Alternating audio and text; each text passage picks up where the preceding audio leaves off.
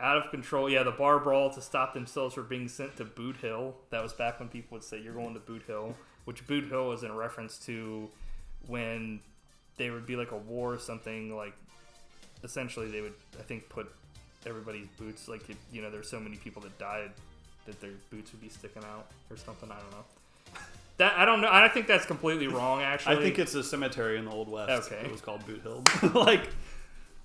How does like, that... Yeah. Now I'm just picturing the aftermath of a battle where there's just like legs sticking up in the air out of the ground with boots on. It's like, it's Boot Hill. How does that even... How would that work? Is it like a video game? People die and they're like... They sink into the earth, but only their they're boots like... stick out. Nice. So I fucked up. Live. Whoa.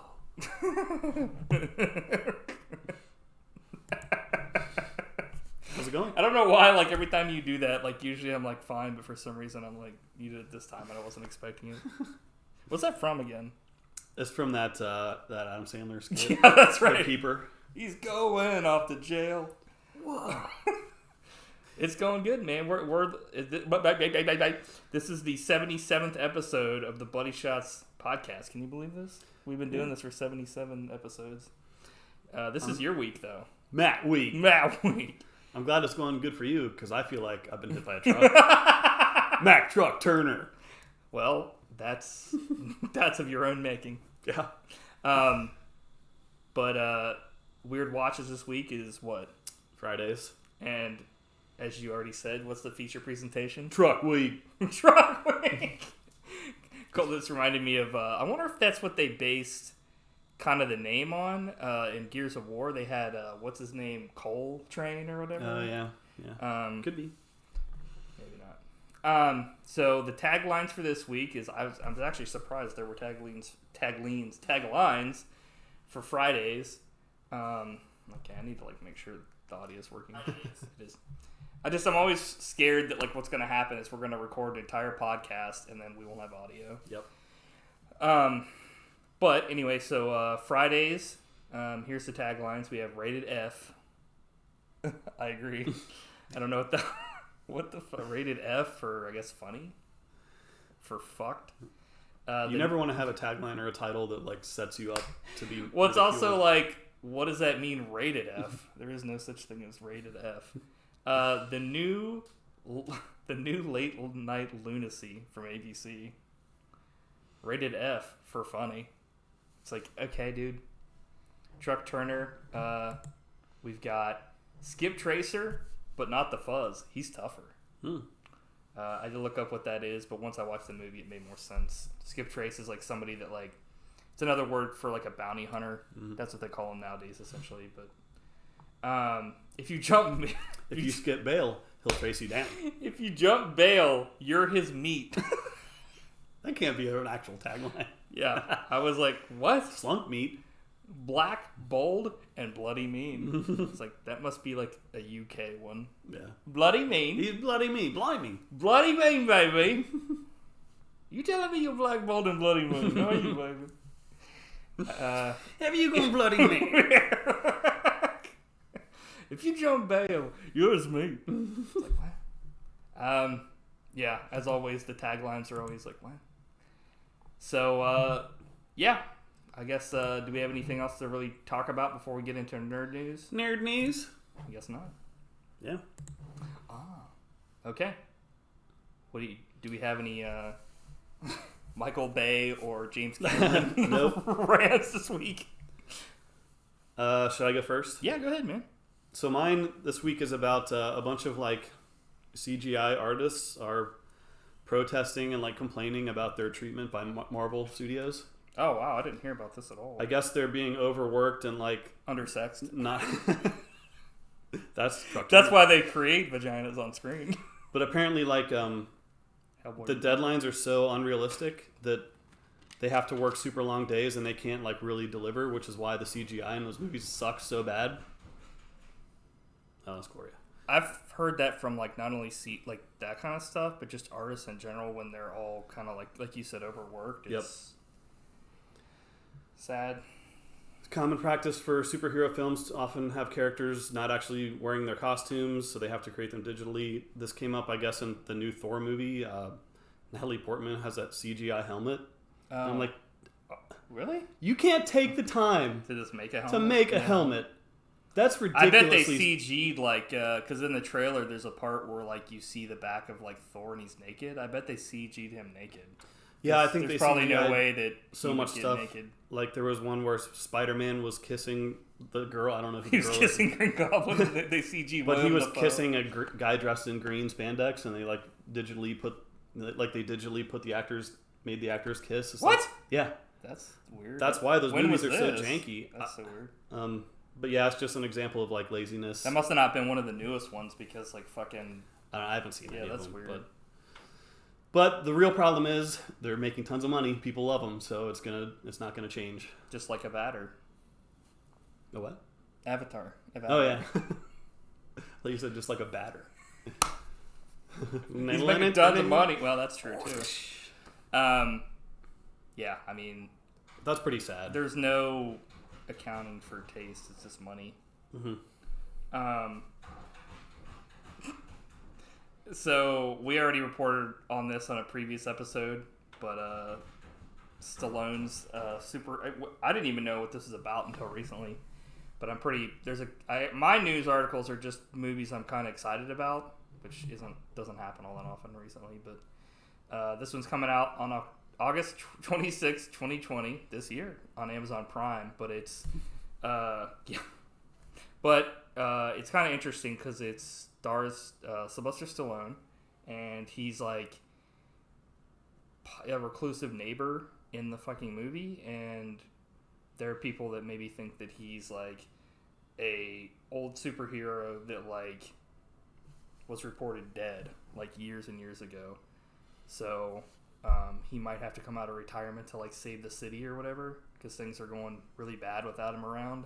But like I just thought it was interesting because I like the whole like I like that idea of like especially with Stallone. I mean he's been in like superhero stuff before but never actually had any action because he was in Guardians for like 5 seconds. Mm-hmm. But like it will be interesting to see him as more of a like boots on the ground kind of. I don't know. I don't know much more about it than that, but it just seems pretty cool. I've been looking forward to that one for a while. Should be good. And then this one looked kind of interesting. I'm not sure if it might be bad, but it's like it stars Jamie Foxx, but it's like about like a vampire hunter. But the big thing about this that I was actually kind of interested in was like John Wick, like the director, stunt coordinator are like involved in this and doing the stunts and all that stuff. And it's called Day Shift, and it's coming out August 12th. I'm a little apprehensive because it's coming on Netflix, but they've also had Cobra Kai come to that. So, I mean, it could be a hit. It's just, you never know. I watched the trailer, and the action looks pretty cool. But at the same time, you never know how that goes. So, 2 movies that might be pretty cool. They might be pretty sweet. To turn into slump meat. So do you have any buddy tales? Not this week. No tales to tell the place. I'm sure we'll come up with just something. Sonics. Just I actually have a recommendation this week. Whoa, you're bringing back recommendation. Ding ding ding. So this week I'm recommending a game that came out last year. It's only $2.99 on Steam, but it's like essentially they just took like all the assets from fucking Castlevania games and totally stole them. I don't know how they aren't in trouble for it, but it's a roguelite like shoot 'em up where you just kind of like all you do is you move the guy around and stuff, and he like the weapons you use will like automatically attack and stuff. But you get like other power-ups and stuff, and you can like level up your guy and all the other thing. But it's a pretty entertaining time waster. That sounds like fun. Then for $2.99, I mean it's can't afford not to get it. That's a yeah, it's actually I've spent like some time playing it, and I was kind of surprised at how much time I've spent playing it for it only being like a $2.99 game because I bought games that are much more expensive than that. That I was like, I got fucked. Like. What happened, Riley? You fucked. But yeah, that's cool, man. Check it out. So, I shouldn't have screamed. My voice is screwed. You have some tea there, so maybe that'll help you. Come Monday morning at work, you'll be like, okay. So this will be the top 5 for this week. Which it was a good idea by you. I want to keep this going, but I was like, what the hell do I do for this week? Because this was Matt week, but this was also like either one of us could come up with the idea for it. It was just like, well, what the hell do we do? I mean, what do I do? Like top 5 pimps? Or like, yes, we could have done. Fuck, we could have done like top 5 bounty hunters.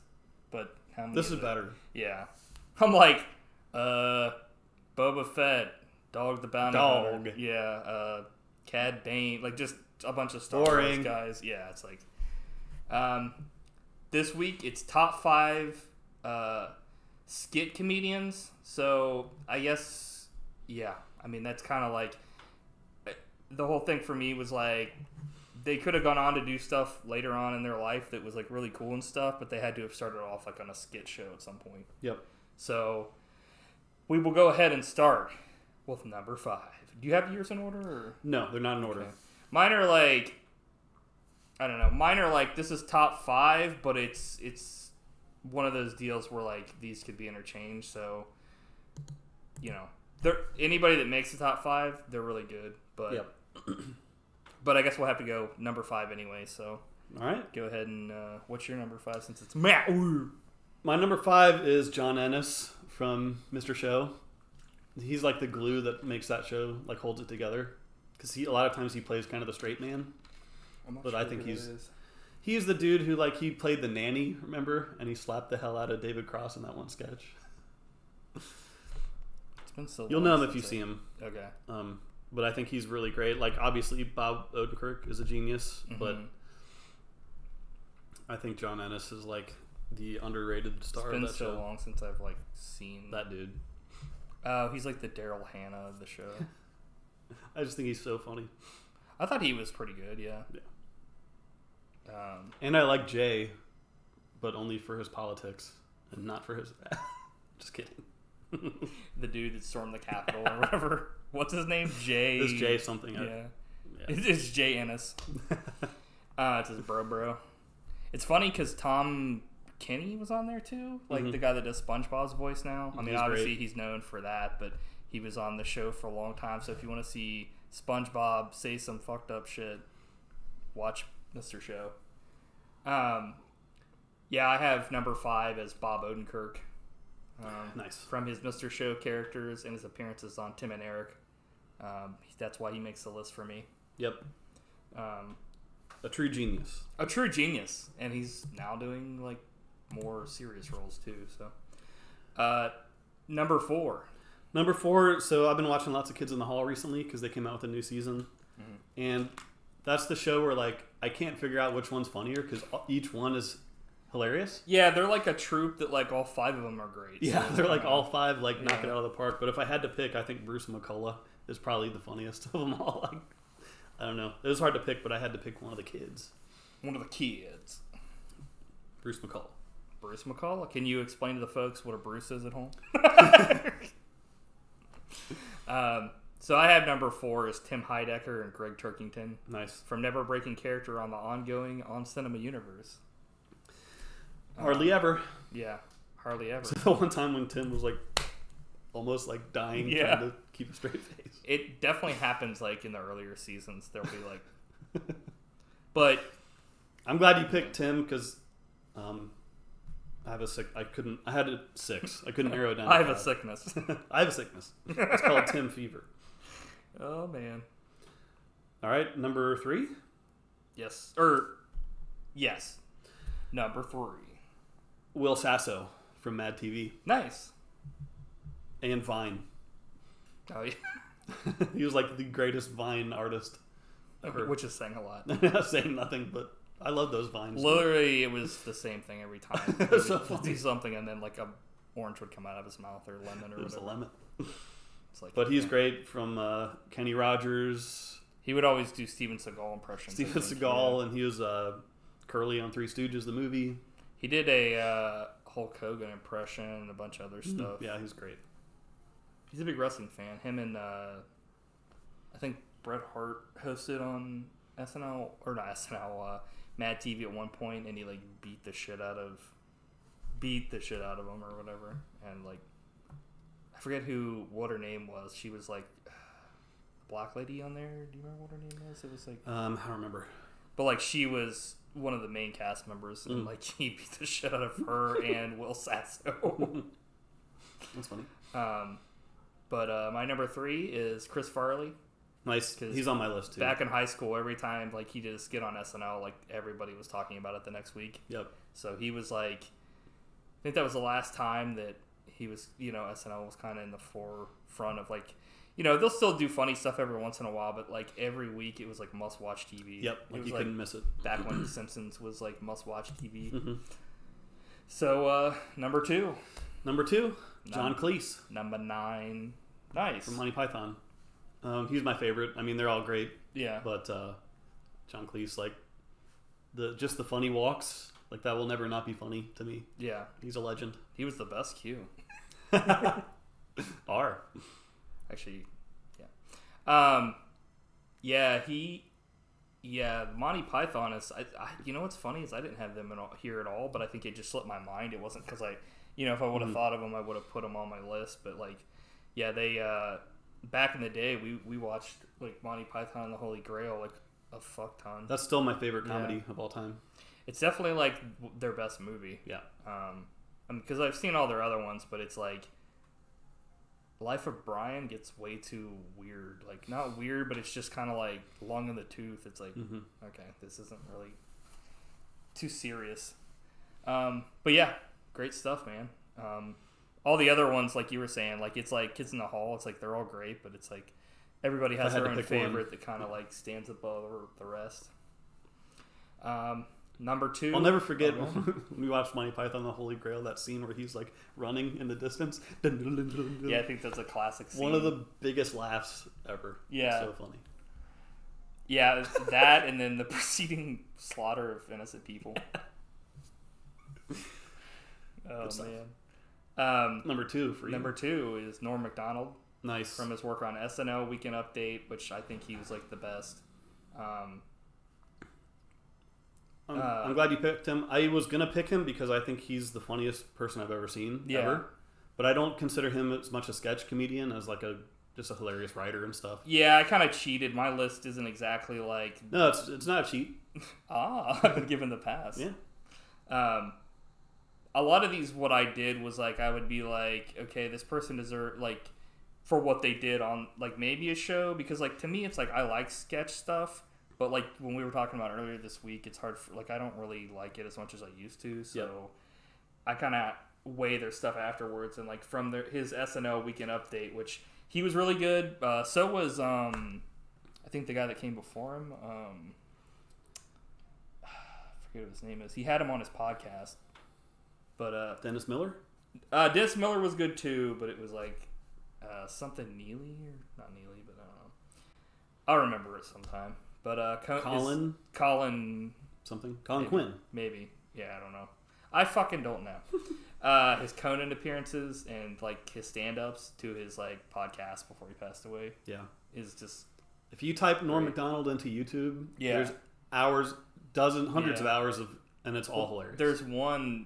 There's a couple channels that literally just make Norm Macdonald's clips, and it's like everything he did was hilarious. Jesus. But yeah, it's good stuff.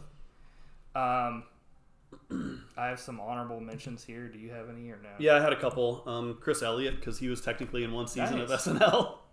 So was Robert Downey Jr. Oh, yeah. So I guess we could. But he also did sketches on David Letterman and stuff like that. And John C. Reilly. Robert Downey Jr. I wonder what he did. I guess it would be interesting to see. Yeah.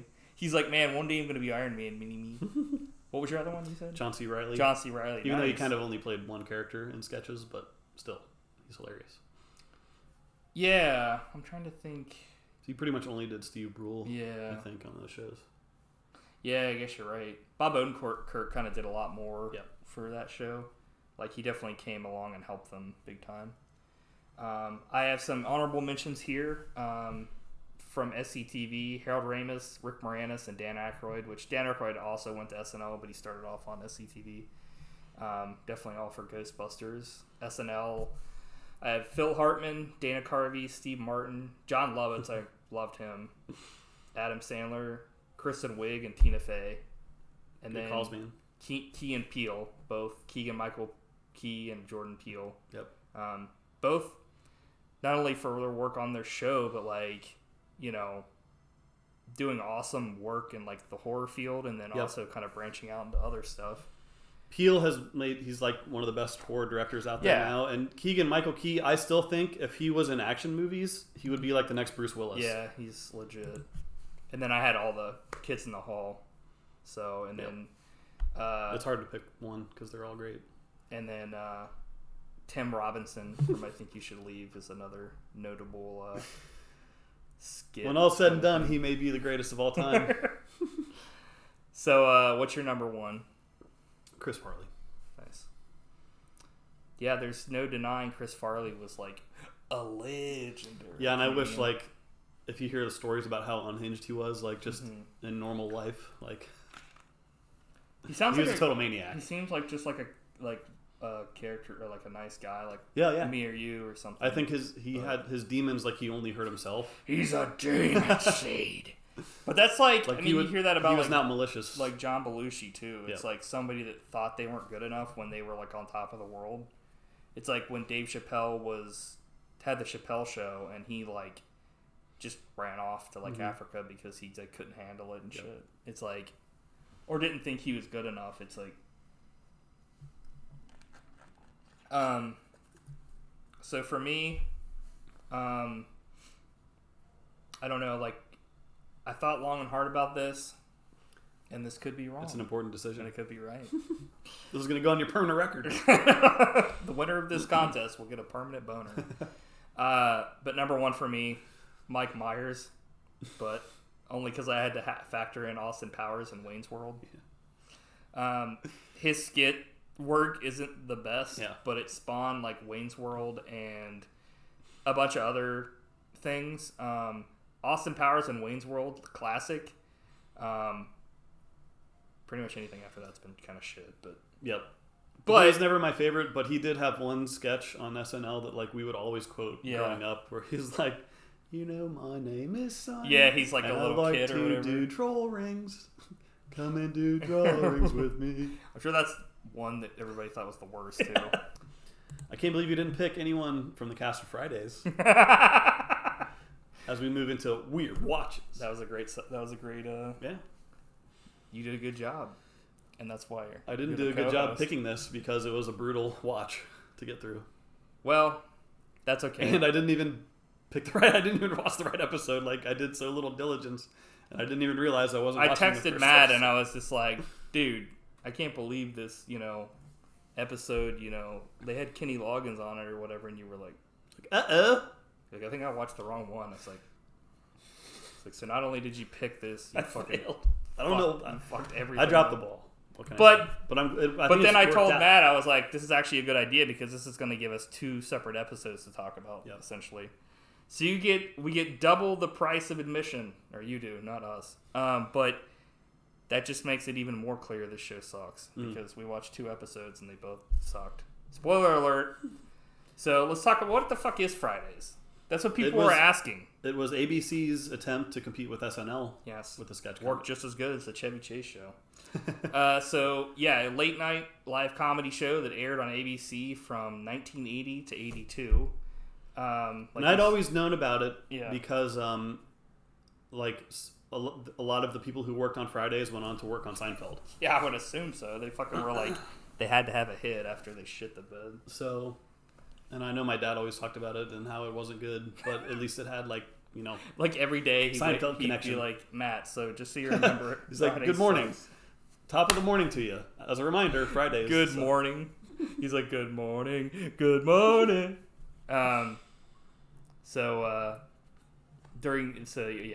whole thing was the not ready for primetime cast. It's like, so we got the main cast here, Mark Blankfield, Meredith Burrell, Melanie Chartoff, Larry David, You might realize, like, you know, recognize some of these names. You might not recognize any names. Rich Hall, Darrow Igus, Brandis Kemp, Bruce Mailer, Michael Richards, and John Rourke. So, I know 2 of those people. So yeah. So what'd you think? I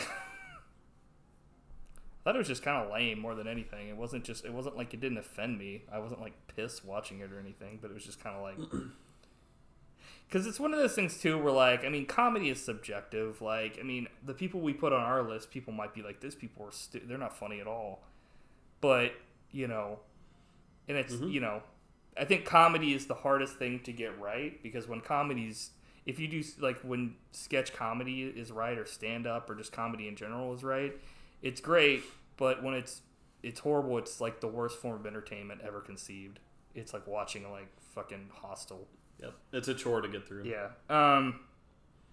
But having said that, I mean, like you said, the people on here are talented, at least some of them, because they went on to do other stuff. Larry David's a true genius. Yeah, he's like, even the one skit that I laughed at it starred him.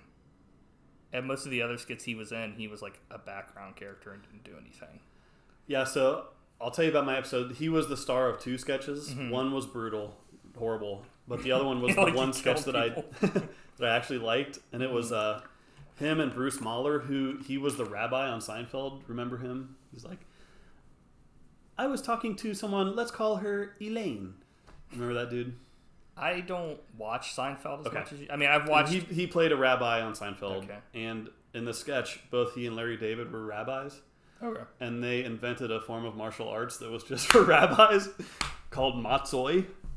And they would take like matzah crackers and break them like boards, and they were like, "Oi!" Yeah. Like he would kick them, and be like, "Oi!" That's hilarious. And actually, like Larry David broke one with his head. And that's the whole concept of the sketch. But yeah, I was laughing at that. It was funny. Yeah, I think that's kind of the driving force behind this whole Fridays thing, is like they have like an idea, but it's literally like, I don't know, like me and Matt, you know, we're 2 guys that freaking play football, but we run in reverse. Like, that's the whole skit. Yeah. And that's literally, it's like the most simplistic thing. Well, there was another sketch that was like starred Michael Richards, mm-hmm. and the concept was he loves going to the gym and working out, but he's like a string bean, and he's surrounded by like huge buff dudes, and then he would, you know, I mean, he's a good physical comedian. Right. He would like fall over the bench press and stuff, but I mean that was it, and it went on for like 5 minutes. Yeah. And I was like, dude, come on. Yeah. I have some notes here about my episode. 2 guys looking like George Lucas or Jim Henson, flannel and beards. I think that's just the time period. Everybody was looking like they were about to create some masterpieces. Some critics will call them SNL ripoffs. Shows Coneheads, Blues Brothers, B-Guy, didn't recognize any other guys. I said Matt thoughts, but since you didn't see this episode, then you couldn't point out what the other SNL characters were. They were from like the first season, so I was like, or first couple seasons. Larry David looks like Larry Fine from Three Stooges. So this is the part when I started to kind of get pissed off. Kramer comes out and like doesn't talk for a good like minute or so and acts like a nervous idiot. Tells bad stand up and looks like Cork from Deep Space Nine. Then introduces the first skit. Like he goes out there and he's like, ugh. Yeah, and the audience is like kind of laughing, and I was like, makes me cringe just thinking about it. Fully grown daughter in this next skit dresses an 8-year-old Wario. Ken, her boyfriend, is like Beetlejuice, Hunchback, and Popeye all mixed together. So it was like a skit about like a monster that like she brought home as her boyfriend, and then like he's a mime, and the parents like are like, oh shit, this is not good. And then they find out like he's not her boyfriend, he's just a really good friend because he's gay. And Michael Richards asks, so he's a funny boy? And I went, and that was like the whole skit. Like he was like, oh, so he's gay? And then like they're like, back in the day, that was the subject of like ridicule. He thought it was like, they were like, oh, it's great that he's not like your boyfriend. Let's all go out for like dinner. And then they had like, did you get these on your version, or like your episode, where in between some of the skits there would be a picture that would be like a play on words. I don't think so. There was one that said unnatural acts with a sheep. So instead of unnatural acts like sex, it was like an axe next to a sheep. And I was like, okay.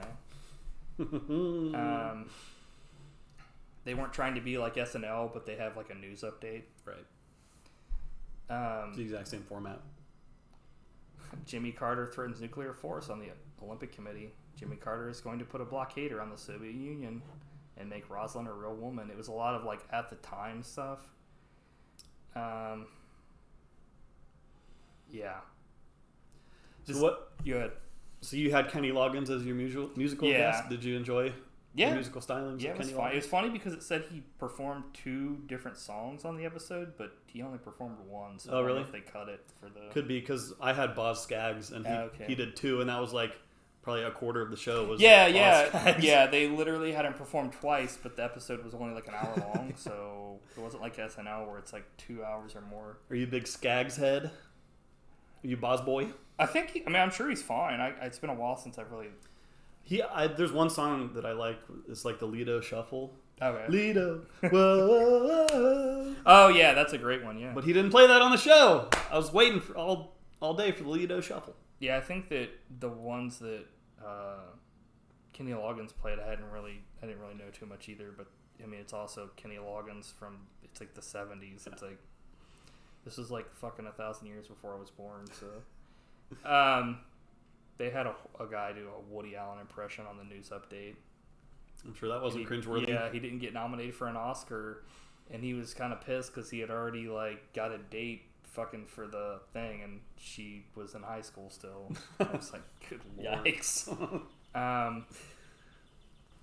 George Steinbrenner isn't worried about the players' strike. He's going to buy everybody in the Dominican Republic. Okay. Oh man, I think my gut just busted. Yeah. Laughing at that. Dude got knocked out in a boxing match and the ref sang "Mammy" to him.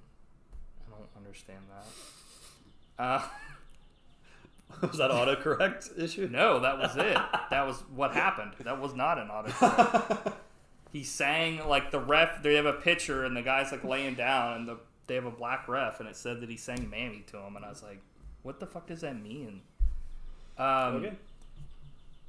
Henson, California, the annual Muppet Hunt. They're beating the shit out of Muppets at a beach. That was pretty funny. It was like, this is when I was like, this is what this should have been. Was just like have a whole program called Fridays where you have somebody strong like Michael Richards is like the news anchor, and he presents these stories, and they're all ridiculous. You know what I mean? Because this was actually this was one of the only funny parts because it had like. You know, they would go out to the beach and beat the shit out of Muppets that were like on people's hands in the sand, and they'd like pull them up, and then they went to a store that like the Muppets were made into like jackets or like hats and stuff, like fur, and I was thinking like these would actually probably sell today if somebody made those. Probably. Like I said, that was the best part of it so far. And then Michael Richards kept having this weird escalator reoccurring thing where he's dressed as a woman and he would like be yelling at the camera. It was kind of like a horrible version of what's his name, Jim Varney, when he would like be like, you know what I mean, Vern? Like It was a horrible version of that. He would be yelling at the camera, talking to you as you were the person he's talking to, and then like he would say, I guess somebody would yell at him and he'd be like, shut up to them, and that was the whole thing. That sounds horrible. Yeah. This is the thing I was talking to you about earlier where there's 2 dudes at a bar, reunited. They say you got to work at a friendship. It takes work.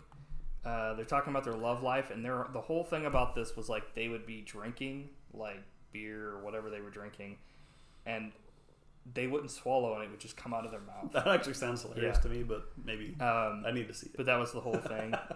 Kenny Loggins performed Keep the Fire. Then they had like one of the only skits on the show with like their black cast member where he played like essentially like a servant in like a skit for Vista, volunteers in service to affluent honkies. And then at the end of the skit, they say minorities serving white people the way God intended it to be. And I was like, okay. Yikes. This was just a weird skit. Like, this next part, Larry David was sitting there and he says, I want it, I want it, I want it. And then a guy comes in and says he needs it. And they're like, are you sure? Well, go get the supervisor. And then Michael Richards comes in, takes his clothes off and says Akibo a bunch of times and leaves. And then, like, he's happy and he says, he's the best Akibu man in the business. And I was like, okay. This was like straight out of something out of like nowadays stuff, but it was just presented completely straight. Yeah, I mean, it was tough to get through. Yeah. I think I called it a disaster when I texted you.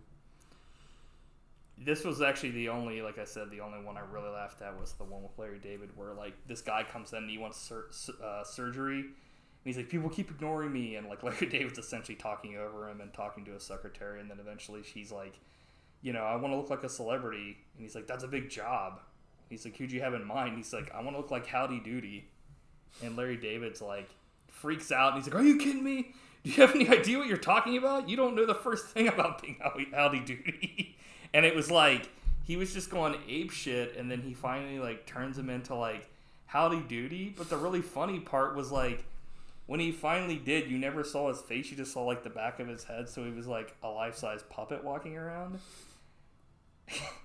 And wherever he went, the person that was flipping out was Larry David dressed as somebody else. That's funny. And he was like, hey, Mr. Doody. Welcome, Mr. Doody. How are you, Mr. Doody? Like that kind of stuff. And I was like, what the fuck is this? Like he was just acting like he was like kissing his ass. He's like, who the hell is over here curls all this rock? Oh my gosh, it's Mr. Doody. How are you, Mr. Doody? I kind of want to see that one. Yeah, that one was good. And then they had one where like these girls show up door to door like whores.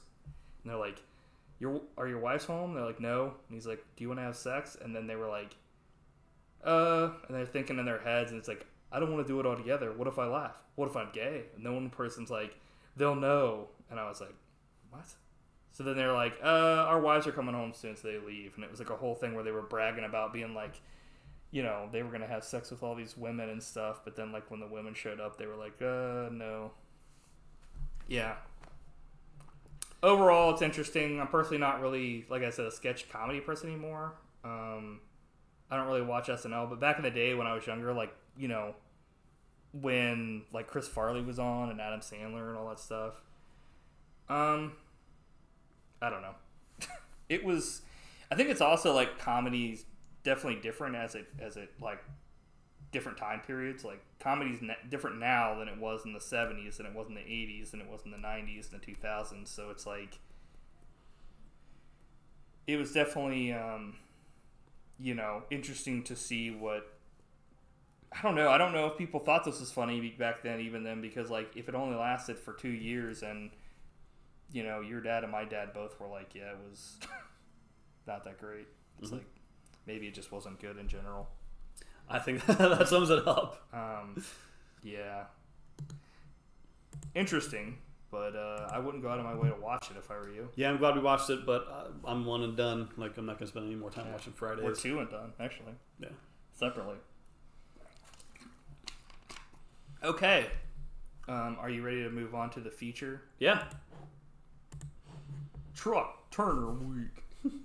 Also known as Black Bullet, is a 1974 blaxploitation film starring Isaac Hayes and Yaphet Kotto, and Nichelle Nichols, and directed by Jonathan Kaplan. So, bounty hunter Mack Truck Turner, Isaac Hayes, almost always finds his target, but his latest prize, a pimp called Gator, is killed when Turner is chasing him. Gator's girl, Dorinda, Nichelle Nichols, vows to avenge his death and offers ownership of her successful call girl operation to anyone who can knock off Turner. Upscale pimp Harvard Blue steps in, upping the ante with professional assassins. Turner, however, isn't going down easily. Sounds like a nice premise to me. Yep. We've got a soundtrack here. These were all like done by Isaac Hayes did the soundtrack. Yeah. Which is cool. He's like essentially like a musician, so like it's kind of interesting to see him in. And he also did the theme for Shaft, which was very popular. And the music kind of sounds like that. Yeah, totally. It's one of those things where, like, I didn't even know he did movies, so I was kind of like, I knew he's the Duke of New York, dude. Yo, the Duke. Yo, the Duke. The worst character. No, he's great.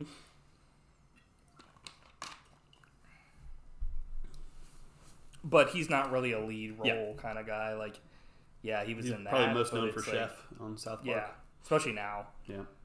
Like you said, Duke of New York, but that's kind of like, even though it is a big role, he's not on screen a lot, and it's not like, he's not like Snake Plissken, so. Yeah. I can't think of anything else, but I mean, this is the first movie I've ever seen him in that he was like the main character. But he did, the whole soundtrack. There's only a couple songs that actually have lyrics, which we'll go into those eventually here, but there's, the main theme, and then a bunch of other bull crap, and then You're in My Arms Again, We Need Each Other Girl, that kind of stuff. So it's like very like Shaft type funky music. Yeah, before we get into the details, what'd you think of Truck Turner? Good. You liked it? Yeah, it was good. It was watchable. Cool. Yeah, I've been wanting to pick a blaxploitation movie, and I think this is probably my favorite, but I haven't seen a ton of them. Mm-hmm. I almost picked Blackula, which is legit awesome. Mm-hmm. We should definitely watch that one day, but I really like this movie, and especially Nichelle Nichols like puts it over the top. Like, she wasn't in it enough. I know. I was actually, when you were like, she's so awesome in this, I was like, dude, she's in it in like 2 scenes. Yeah, if it wasn't for her, this would kind of just be a standard movie, but I think her scenes are so outrageous and hilarious. Like, she's awesome. I don't think she's in it enough for me to really. She should have her own movie. It sucks. Oh shit!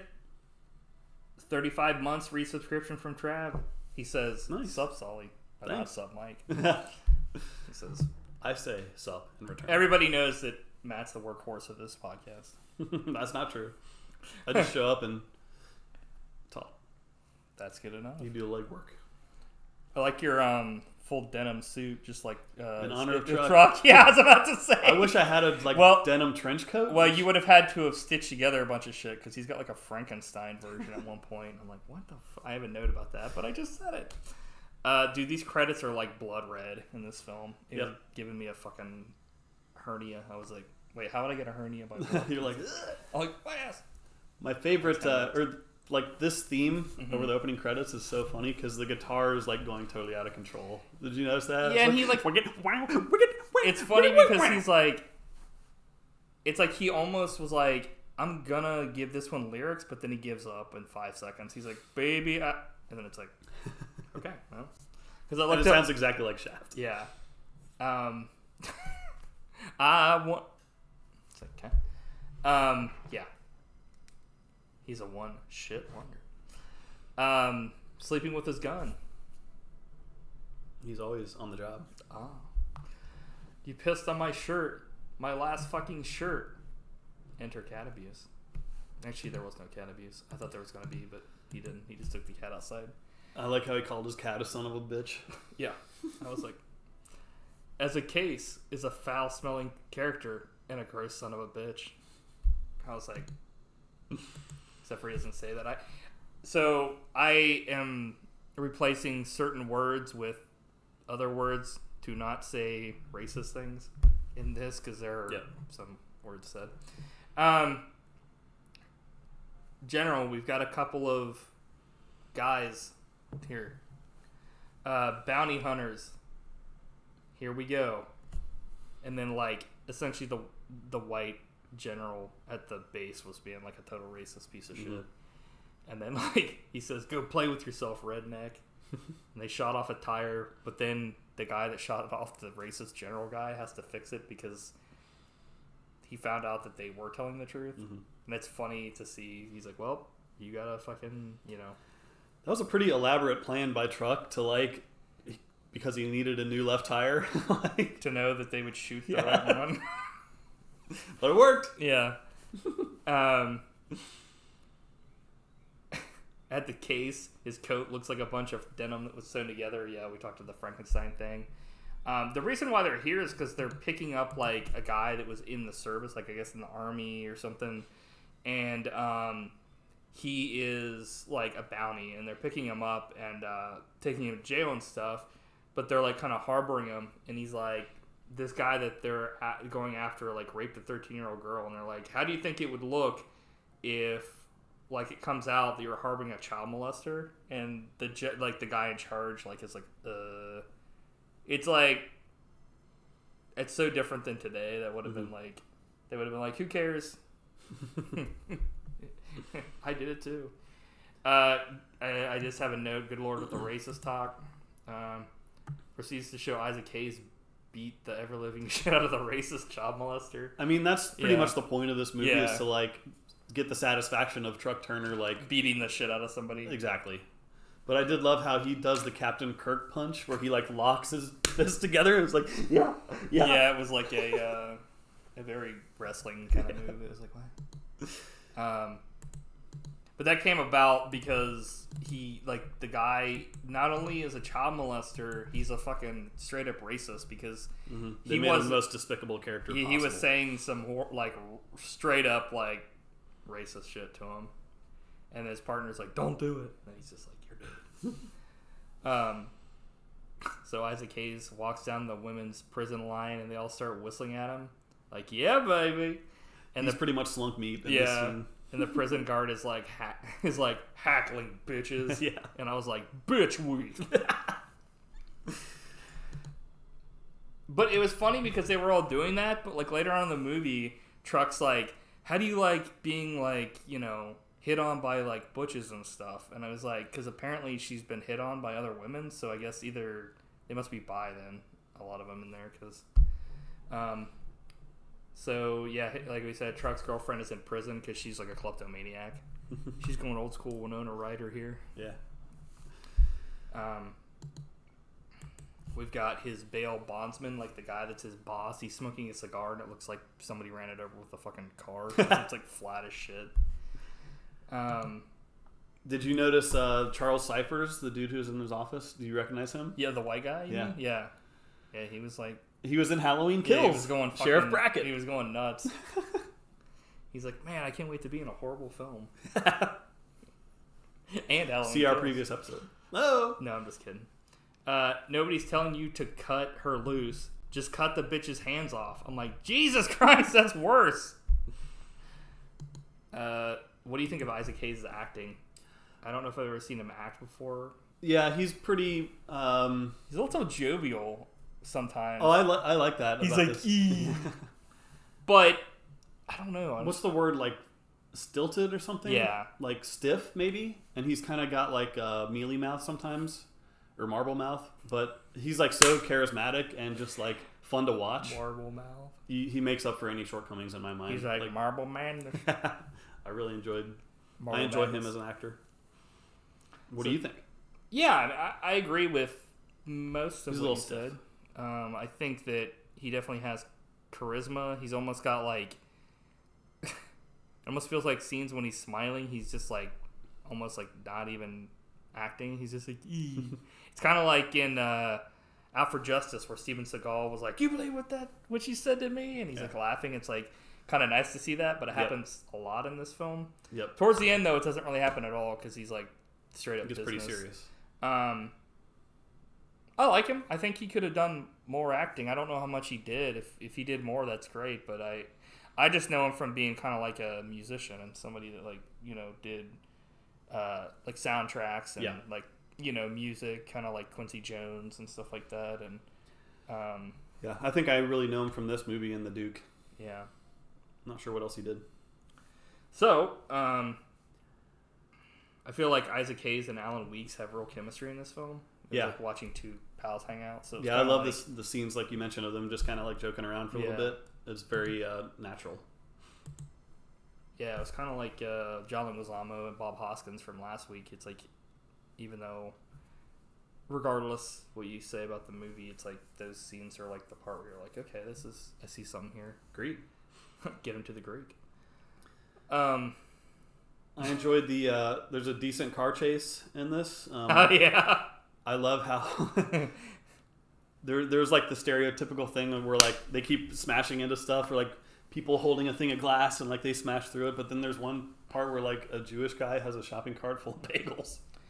Yeah. That's the thing like about blaxploitation movies is they use stereotypes, I think, to like for the audience to laugh at the concept of stereotypes. Yeah. Like, and I think that's actually a healthy thing. You know what I mean? As opposed, like, there's definitely stereotypes being shown in this movie, but it's like to point out the absurdity of stereotypes. So that's why I like this kind of movie. It's fun to watch. But I thought that was a funny touch that he just randomly had a shopping I didn't notice it was like bagels. A rabbi. I thought it was just some rant because I actually had a note about that because he kind of jumped ahead, but I was like, yeah. It also had the trope that I always enjoy where like they commandeer a civilian and it turns out the civilian like loves being in the car chase and stuff.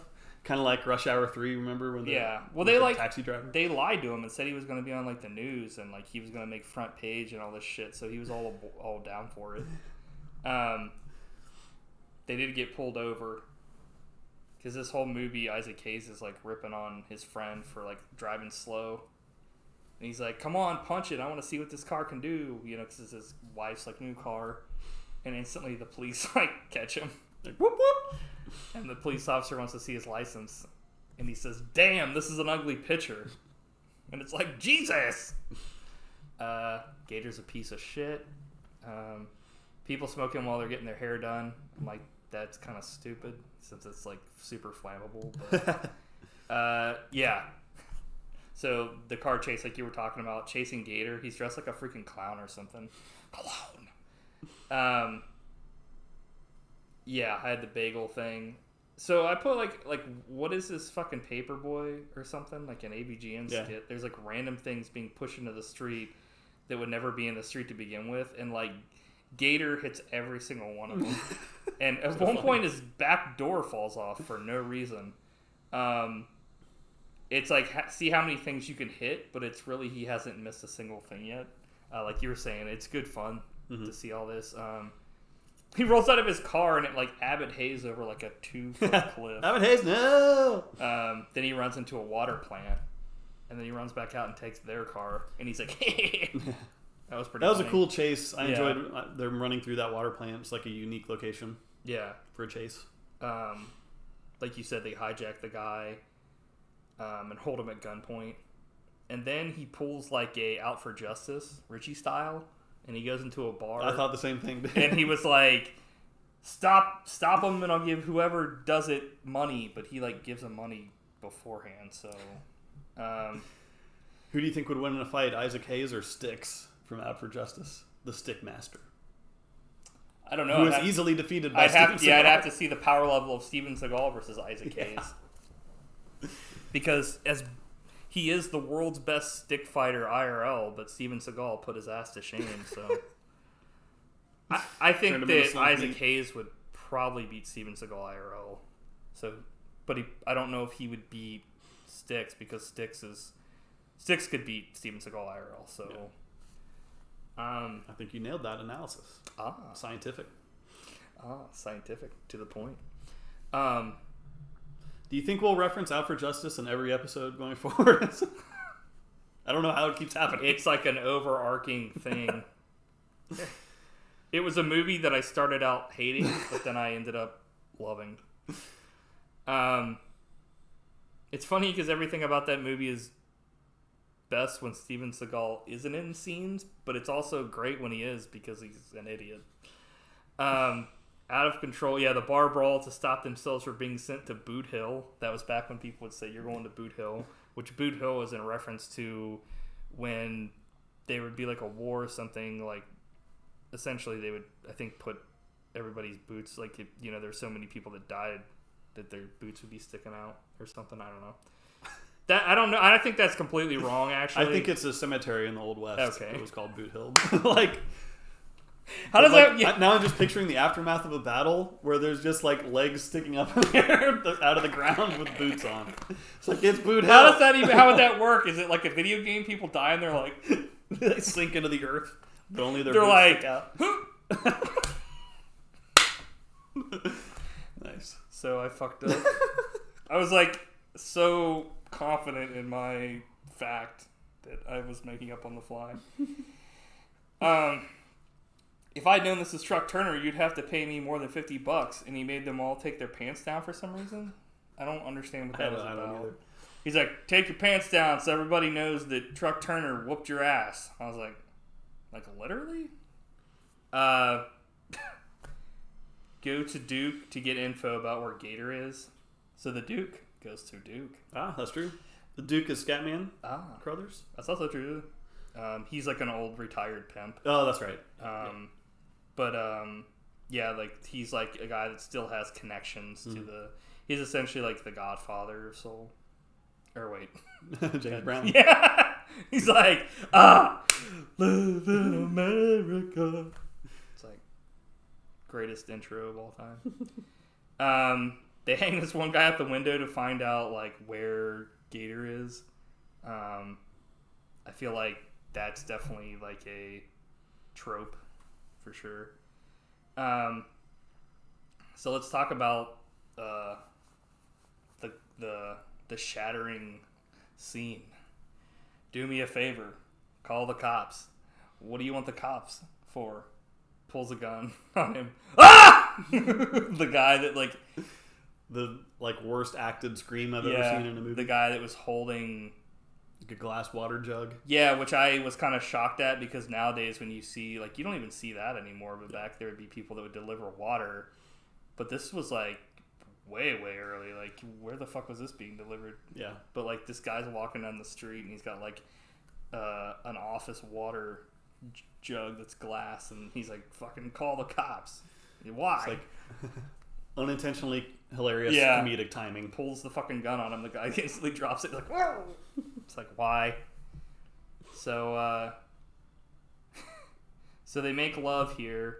Dude, so this is one of my favorite scenes when he gets his girlfriend out of jail. Mm-hmm. And I think there's something sweet that he got her some beers and some KFC as then they were just gonna make sweet love.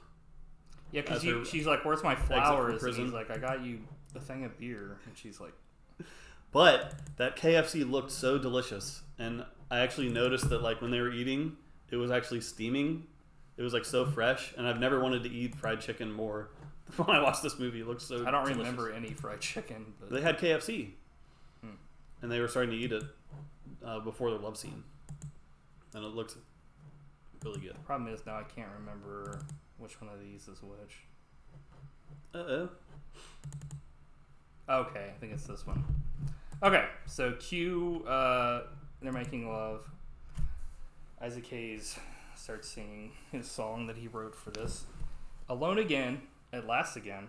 Please let me let love have its way. Don't let the waiting, anticipating, be all in vain. Be good to me, 'cause I'm gonna be as good as I can be to you. Baby, oh baby, I need you. I swear I do. No other woman can love me, oh, like you do. You're the best thing that ever happened to this man, and I'm gonna keep on loving you just as long as I can. I love you. I love you. One night alone is too long alone when one's been loved by you. It's so good to touch when I've missed so much. Bring up the next one. The thrill's been long overdue. The love you give is the reason I live. You're food to this hungry. So are mine. Okay, I think that was a fucked up lyric. Your food is this hungry, so am mine. If satisfaction was money, I'd be the world's richest man, 'cause you give me such good lovin', just as much as I can stand. When we're together, it's... Wait, what? If it's 100 years from today, possible, through sunshine and stormy weather, you'll still hear me say, I love you, I love you, you're in my arms again. When you should have been... Or where you should have been, you're in my arms again, where you should have been. That's a very sweet song. I know. I actually wrote it for us. We're back in each other's podcasts again. Yeah, that was, it's very I don't know if they even they don't show anything really, do they? Or some smooching. Yeah, but no What do you think of Truck's apartment?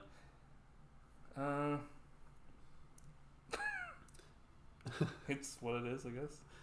I thought it was funny. At one point, he said, like, I'm not a slob, but if you see his apartment, like, he totally is. Because there's, like, fast food wrappers and, like, empty beer cans all over the place. This movie also has, like, a major, like, noir, LA noir, Eddie Valiant thing. Because, like, the thing that the girlfriend wants is, like, she's like, take me away, take me on vacation again. And at the end of the movie, they do, finally. Mm-hmm. Spoiler alert. After the fact. But, yeah, like, it's cool. So then they like chase down Gator, and they fucking R.I.P. kill his ass. Yeah. Funeral for Gator, a piece of shit. Dude, so this pimp funeral was cracking me up. It was so. It reminded me of like the Dave Chappelle skit. I was like, It was so funny, and like their ritual was each pimp would walk up to Gator's like open coffin and sprinkle cocaine. Yeah. Such a funny thing. Except for like Blue, who like shows up and spits on him. Yeah. And like Nichelle Nichols is like. So what do you think of Yaphet Kotto as Harvard Blue? He was good. I think this was just either before, I think just after he was Mr. Big / Kananga in Live and Let Die. Live and Let Die. The blaxploitation Bond movie. We'll have to watch that and review it at some point because I really like that film. Yeah, that's a really good one. One of the better Bonds. If not one of the best. You're like, I always love that's the same thing. I'm like, it's not only one of the better, it's not one of the worst. It's like, what? I always love when Yaphet Kotto pops up, and I think he's a great actor, except for, we'll get to it, but his death scene was totally out of control and like unintentionally hilarious. Yeah.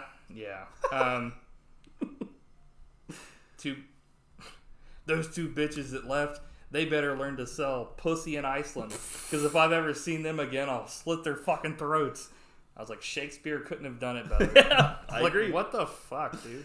I'll slit their throats. Yeah. And then randomly she's like, take that fucking jacket off. And all I could think of was like Mean Gene, where he's like, put that cigarette out. It's just random. I was like, nobody was wearing a jacket. So what'd you think of Nichelle Nichols? Yeah, I mean, like stated earlier, I thought like the scenes she was in were great. It's like Isaac Hayes in Escape from New York, but it's like very, I don't know. I felt like she should have been in more. Yeah, she steals this movie. Every scene that she's in is hilarious and awesome. A super strong woman, and she's like, has a total filthy mouth and like. Well, it's one of those things. It's where, the total opposite of Uhura. It couldn't be more different. She was Uhura. with Gator, but like you have a feeling that she didn't like take shit from him, because like she would have like cut his fucking head off. Yeah. Because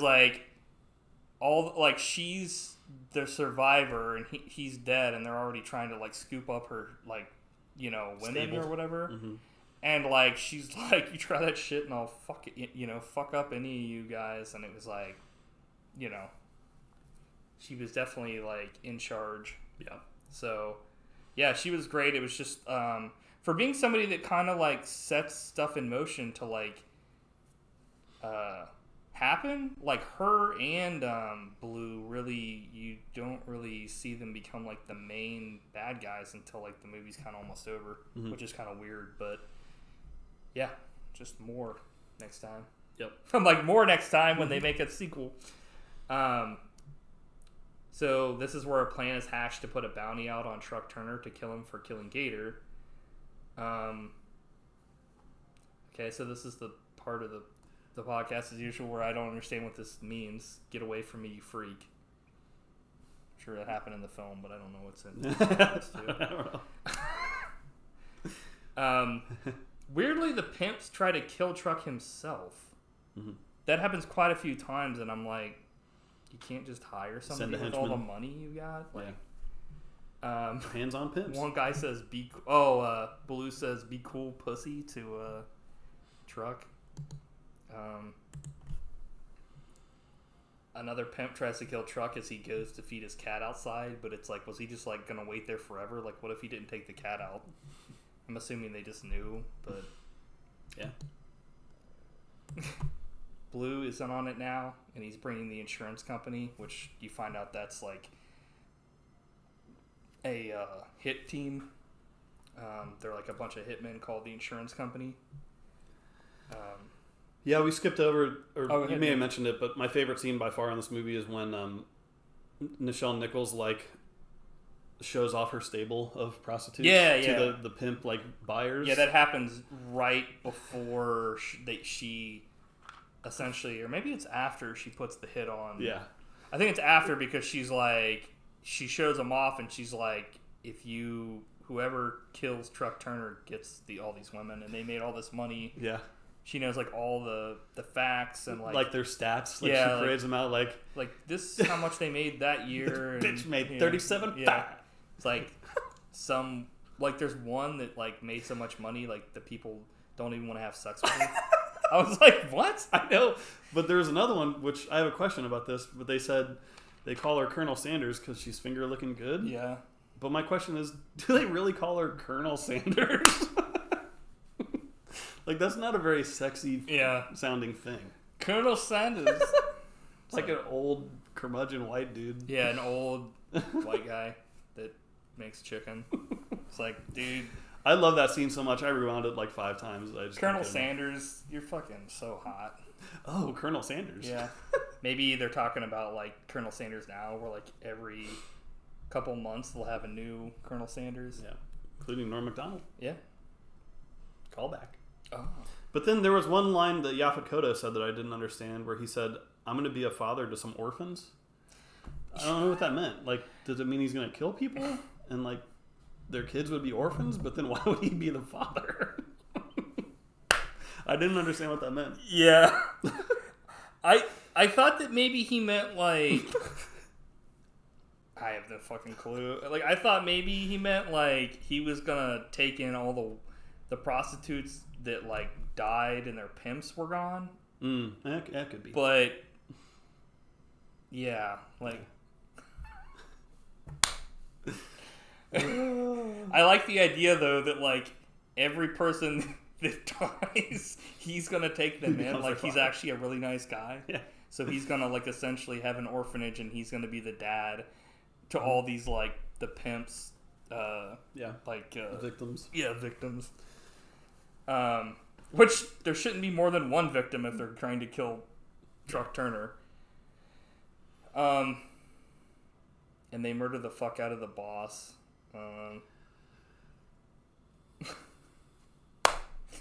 So at 1 hour, 6 minutes, and 30 seconds in this film, his friend goes to check at the bail bonds place and gets absolutely fucking destroyed.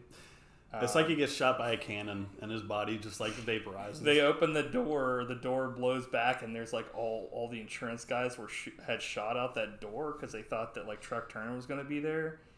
But the dummy flies back from the door, and it's probably the funniest thing I've seen in the film. Even though it wasn't supposed to be, because after that he's choking to death and shit. Yeah. But like you said, the guns they had would not have made the fucking door explode off the hinges. And I'm not a scientist, but they had to have had a fucking cannon or something, because the way that it happened, it's I frame by framed it, and his legs fly off. It just, but you can tell it's a hollow dummy. Yeah, because it's just that's all there is. Yeah. Yeah, it's ridiculous, because then it the way the dummy is, it's its legs are fucking backwards and all this other stuff, and then they cut to him and he's just on his back and I'm okay. But I was huh?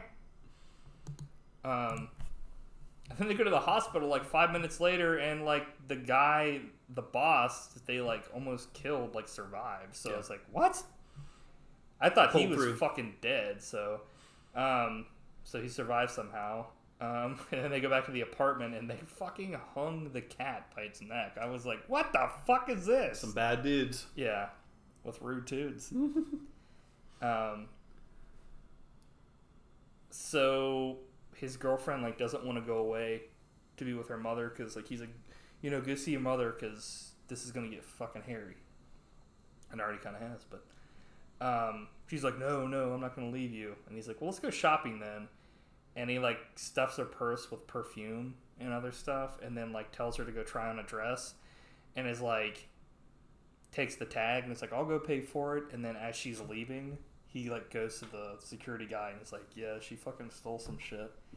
And she's pissed at the end of the movie when he goes and gets her, but like it keeps her safe. Yeah, he did what he had to do.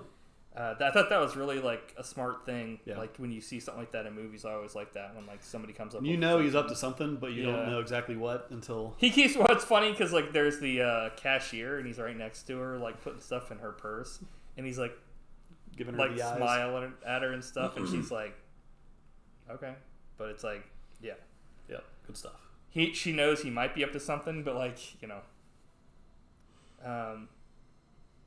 So then he like goes where the hitmen are like chilling in a glass house, and he just fucking destroys them like without even like they weren't even trying. They were just like kill me. They had no chance. Yeah. I love how he shot the dude off the roof and he fell into the lake.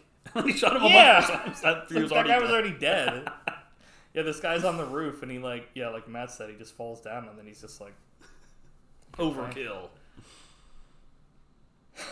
So then there's he's at the hospital visiting like the bail bondsman boss, which I never got that guy's name. I don't know what his name was, but he gives him a gun like just in case they try to finish the job or something. Here's a gun. Nate Dinwiddie. Oh, okay. That was his name in the movie? Mm-hmm. Okay. I don't remember him saying Yeah. anything about that at all. But like then they show up, like Blue and the other guys, and there's a gunfight that ensues, and like the gun he just gave him so happens to come in handy. Yeah, I love that. Like they're basically like, screw it, we're just gonna go to the hospital and kill him. Yeah, and I've never seen someone in a hospital bed like blasting away. Yeah, from like his cool. bed. Yeah. And then they take a kid hostage, and I was like, Jesus. Dude, so that's the best acting in this movie. Yeah. This kid, he looked legitimately terrified. He was like, he's just like not ready for it. I was like, there's blood everywhere, but like the blood throughout the movie is very like Dawn of the Dead style. Yep. It's very like orangey. good squib work with like the red paint blood. I'm like, this is. It's like that almost like this doesn't look real, but it also kind of does. You know what I mean? Like the kind of consistency isn't like there. Mm-hmm. Okay, so we've got all this shit going down, and then we kind of get to like the end here. Do you want to talk about this that you talked about earlier? I forgot about this part, but dude, so Truck Turner shoots Yaphet Kotto in the back. Yeah, he shoots him in the leg first. Shoots him in the leg, then he shoots him in the back. And instead of like dying instantly because his spine was like blown out. And everybody else that gets shot once in this movie has died instantly. He like goes the most exaggerated, over the top, like extended deaths. Like he falls down, then he gets back up and he's stumbling around. Falls down again. Eventually he gets in his car and he's still alive. And then he like pukes up blood. And it keeps showing different shots where like they attach the camera to him and he's like, you just see his face and he's like, and it's. I was laughing my ass off. Yeah, I was like, this is the most over-exaggerated death I've seen in like a movie that was not supposed to be funny. Right. I was like... But then I listened to the commentary, and the director talked about this, and it still made no sense. But he was like, I hate violence, so I wanted, for the end of this movie, like, that had so much violence in it, for, like, people to stop and, like, sink in about the horror of real violence. And then he's like, but... I failed because when this movie was screened, people were laughing. People were cheering. They were like, "Yeah, Truck, shoot him again! Shoot him again! Woo!" Like everyone loved it. Maybe if you like spend an hour in something, having a revenge, like we're having like a guy running for his life for something he didn't mean to do, and then essentially he's on a revenge plot because they killed his best friend. Then you can't do like you can't have it both ways. Yeah, you can't have like a Steven Seagal movie in the last 5 seconds make like a fucking, Scorsese. Yeah. But I just thought that was He's so like, funny. but I fucked up because I made it an action film. Yeah, I could tell they were going for something here because they did like this slow-mo and it was trying to be like, oh god, It was laughable. But it was like, it just was even stupider than anything else in the film. Yeah. Oh. Great job, guys. Thank you. Thanks. But yeah, I was just kind of like, yeah, that scene was ridiculous. Like, I don't know why that he thought that would ever be serious at all. Oh man, what was the? But it makes for a memorable ending. Was there any other like interesting things that he said during the commentary? I I don't remember. I listened to it a long time ago, and I went back and just listened to that one part because I was like, he had to have said something about this. It's a really good commentary. Because when you watched it, you were like, for some reason, I thought that like it was Yaphet Kotto's decision, but no, it was just crazy. Yeah, a crazy choice.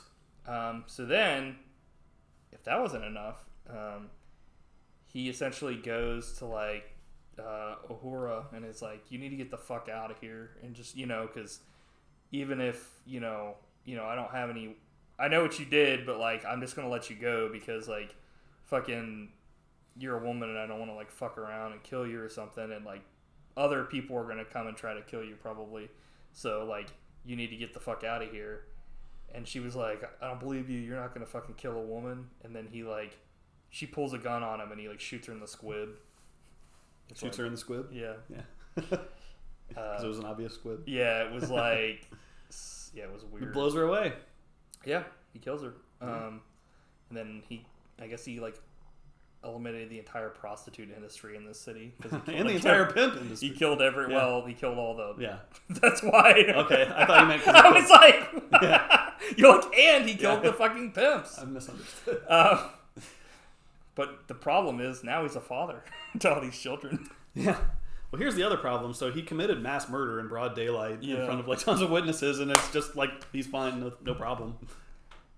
He killed like 20 dudes at the end of this movie. I think and, like, no one cared. Yeah, earlier in the film, it seemed like the cops didn't give a fuck because they were like, at one point, like they tell him like this happened or whatever, just we're gonna be looking the other way, and I was like, okay, at least they kind of set that up. Not like I'm not like pissed if they didn't set it up, but like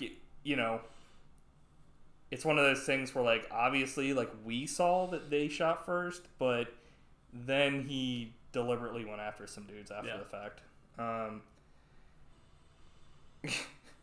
He got her a new cat, his girlfriend, what he calls another pisser.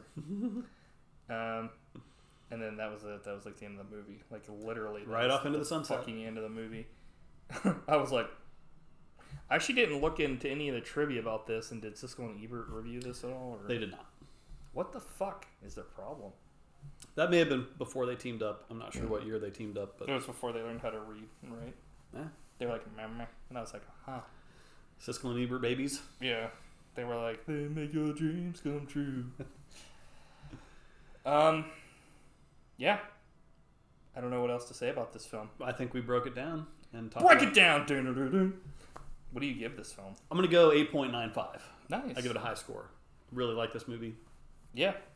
Nichelle Nichols bumps it up like 2 points at least. Yeah. How about you? I gave it like a 7.95. Nice. Cool. I liked it. How'd you like it? The problem, like I looked and I was like, what's like middle of the road for a film for like, 9.95, and it was like 4 something. And I was like, I can't give something like this a 4. That's way too low. And I actually liked it. So 7.95 and cool. Yeah. I can't put my finger on anything specifically like I didn't like about it. So it is what it is. It's just a good popcorn revenge movie that's hilarious unintentionally and intentionally. Yeah. And it wasn't like... It's short. It was, I think, 90 minutes. I think that's probably why it got more points. It wasn't like a fucking super long action film. And I was like, come on. Yeah, man. It was a good pick. Cool. 1 out of 2. How do you do? Can't win them all. Yeah. You can't lose them all. Okay, so look away for a second. What's that breathing heavy mean? I will not look. If you look, I'll be able to see it on the replay. Okay, so get some of these out of the way here. Why don't you just pick one? Because I know what they are. And if I pick one, then I'll pick. It'll be your fault. Well, the thing is, all the ones. I think what I'm gonna do is like 1 through 5, because what I've been doing is just doing like kind of whittling the ones down that are like 1 through 5, and then as people get out, I'll like move them down to already been picked. All right. So 1 through 5. 1. Okay. We're gonna watch the cartoon Hobbit. Okay. I haven't seen that in like forever, if at all. Yeah. Maybe I have seen it. It's the Rankin and Bass one, I think, like the animated one. It was like one of the times when they didn't do stop motion, because they did stop motion, but cartoon Hobey. And I forgot that next week I am doing fucking... I have to pick the weird watches. So, let me just look here on my list real quick and see what I have. Go to my weird watches. I got so much bullshit Weird here. watches.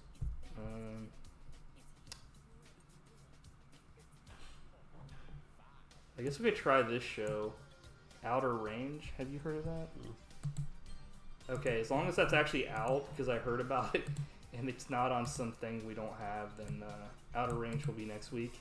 All right. Let me see here. Okay, so next week, Weird Watches, Outer Range, Cartoon Hobbit, next Saturday as well.